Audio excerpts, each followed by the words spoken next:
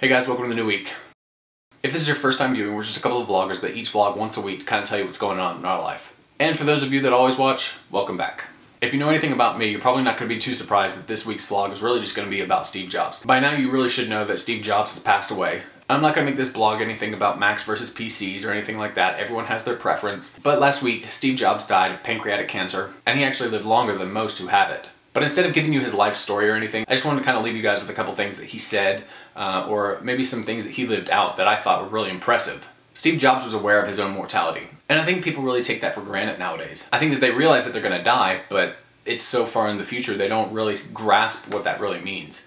They don't live life to their fullest. They don't follow their dreams. They don't chase ambitions or anything like that. But Steve Jobs did exactly that. He found what he loved to do, and he did it, and he made a career out of it. And so many times people told him, "You're crazy, this will never work. You know, what are you doing? You're changing this, you're changing that," kind of thing. And more often than not, they were wrong, and he was right.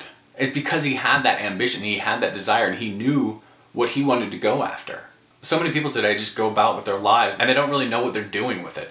They're just trying to get to the next stage, they're just trying to get to the next spot, they're just trying to get to the next job, the next house, the next place that they can live. But they're not living currently.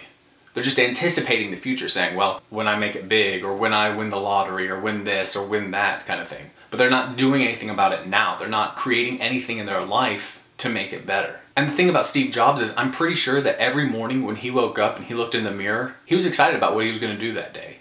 Because he loved what he did. And that's a completely lost art now. People just take jobs just to have a job.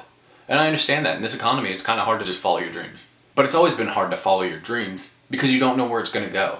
He didn't know that when he started on this journey that he would be affecting millions upon millions upon millions of people.